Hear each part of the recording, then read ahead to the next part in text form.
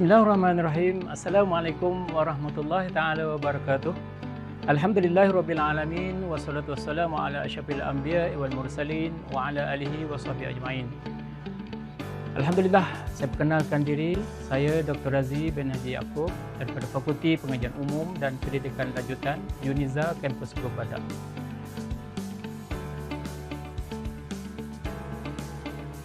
Alhamdulillah, hari ini kita akan sambung pelajaran kita dan juga kita akan buat promosi untuk pelajaran kita ini, iaitu pelajaran penulisan khat. Hari ini saya akan memperkenalkan satu lagi ilmu yang mana ilmu ini telah pun hampir lupus di dalam kalangan kita lah. Tapi bagaimanapun, saya berharap kita setelah kita dapat ilmu sedikit sebanyak, kita gali dengan guru-guru dan sebagainya. Jadi sekarang ini saya bertanggungjawab untuk menyampaikan sedikit ilmu lah yang saya ada kepada pelajar-pelajar sekalian. Jadi mudah-mudahan tulisan dan juga bacaan Jawi ataupun Al-Quran ini menjadi satu jabatan untuk kita menyambung kembali warisan yang kita telah hilang itu. Alhamdulillah, setelah kita mempelajari dan juga membaca ayat Al-Quran ini dan tulisan ini, merupakan salah satu pahala kita untuk kita tanamkan di atas muka bumi ini, sama ada penulis ataupun pembaca, ya. Sebab setiap huruf yang kita baca itu, insya-Allah Tuhan akan bagi dia punya fadilat dia dan juga kelebihan dia masing-masing, ya, mengikut atas niat kita. Seperti mana dalil daripada hadis Rasulullah sallallahu alaihi wasallam, an Abdullah bin Mas'ud radhiyallahu anhu yaqul, qala Rasulullah sallallahu alaihi wasallam, man qara'a harfan min kitabillahi falahu bihi hasanah wal hasanatu bi asyrin amsalha la aqulu alif lam mim harfun walakin alif harfun wa lam harfun wa mim harfun. Artinya, daripada Abdullah ibn Mas'ud radhiyallahu anhu berkata, Rasulullah sallallahu alaihi wasallam bersabda, siapa yang membaca satu huruf daripada Al-Quran, maka baginya satu kebaikan dengan bacaan tersebut. Satu kebaikan dilipatkan menjadi 10 kebaikan misalnya. Dan aku tidak mengatakan alif satu huruf, alif lam satu huruf, akan tetapi alif satu huruf, lam satu huruf dan mim satu huruf. Daripada hadis Tirmizi dan sahih, disahihkan dalam kitab Sahih Al-Jami'. Jadi alhamdulillah, hadis ini menerangkan kepada kita bahawa setiap penulis dan juga pembaca itu insya-Allah dia akan dapat fadilat masing-masing. Hari ini saya memperkenalkan satu lagi asas untuk penulisan khat. Mudah-mudahan pelajar dapat mengenali dan dapat mengetahui sedikit sebanyak ilmu-ilmu yang telah pun hampir dikatakan lupus ini, ya. Saya telah menyediakan 6 topik, ya, dalam buku saya yang berbentuk flip, ya, bentuk soft copy. Seterusnya, setiap topik itu saya sediakan dengan QR code dan daripada QR code itu pelajar-pelajar dapat scan untuk mempelajari ilmu saya ni dengan secara lebih mendalam lah, ya. Sebab ilmu ini sentiasa digali lebih mendalam, itulah ilmu sebenarnya, ya.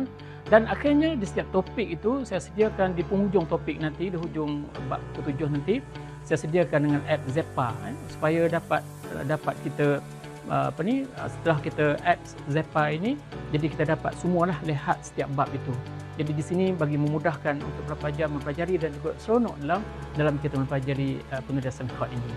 Kita bukan serah dengan kesusahan yang ada penulisan khat itu, tapi kita juga dapat mempelajari dengan seronok. Selain itu juga saya menyediakan latihan-latihan, ya, latihan untuk kita nak kembalikan ingatan kita ataupun nak memahirkan diri kita dalam menulis khat itu sendiri.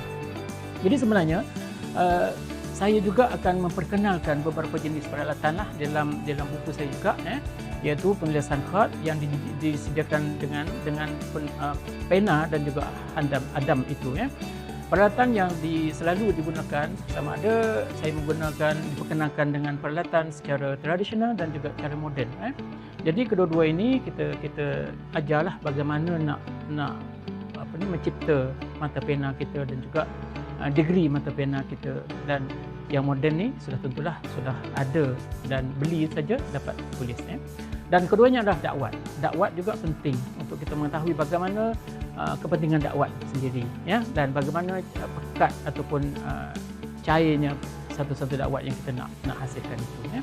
Dan yang akhir sekali adalah kertas ya. Kertas juga kepentingan kertas juga merupakan salah satu ada kesinambungan dengan dakwat dan juga mata pen kita. Kalau sekiranya kertas itu agak kasar, mungkin susah untuk kita menulis dengan lancar. Itu adalah kaedah-kaedah yang ada secara khususnya daripada tulisan khat ini. Jenis-jenis khat yang asas yang selalu digunakan saya bawa pada kali ini hanya 4 jenis khat sahaja.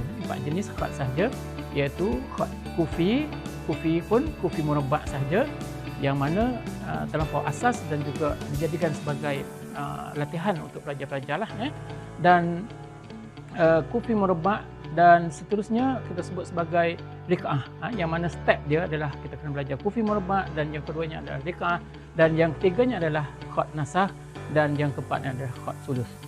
Jadi keempat-empat jenis ini biasa untuk jadikan sebagai asas ini dah cukup untuk pelajar buat latihan tubi dan juga melatihkan diri supaya pelajar-pelajar dapat memahami bagaimana gerak bagaimana gerak mata pen kita di atas kertas, dan juga bagaimana kita nak lancarkan mata pen kita, sama ada kita nak tebalkan, nak nipiskan, dan juga nak stable dia punya perjalanan mata pen itu ya. Jadi dengan khat kufi saya juga telah menerangkan bagaimana kita nak lakarkan ataupun nak cipta jenis khat kufi itu. Saya pilih dua kaedah. Salah satunya adalah di atas kertas graf, dan yang keduanya menggunakan tiga cara ya, sebenarnya tiga cara. Yang pertamanya adalah atas kertas graf, dan yang keduanya adalah tracing paper ataupun kertas tekap ataupun kertas tracing, dan yang ketiganya mungkin kita boleh guna kaedah Excel. Jadi ketiga-tiga perkara ini alat untuk kita mencipta khat kufi murabbak, dan seterusnya khat rikaah dan khat nasakh mungkin kita boleh guna mata pen yang kita cipta itu. Jadi setiap jenis khat ini dia mempunyai kecondongan matanya tersendiri ya. Sebab tu penting, kalau tidak ada kemahiran dalam membentuk atau mencipta mata pena itu, nescaya kita tak sesuai untuk dijadikan khat yang kita tulis itu tidak menghasilkan khat yang cantik lah. Jadi inilah semua apa yang kita sebut sebagai ilmu yang kita akan sama-sama melayari ilmu yang penting ini, yang hampir pupus ini. InsyaAllah, jom sama-sama kita ikuti sesi pendidikan yang disediakan oleh Uniza Macro Credential Course pada kali ini. Assalamualaikum warahmatullahi taala wabarakatuh. Terima kasih banyak.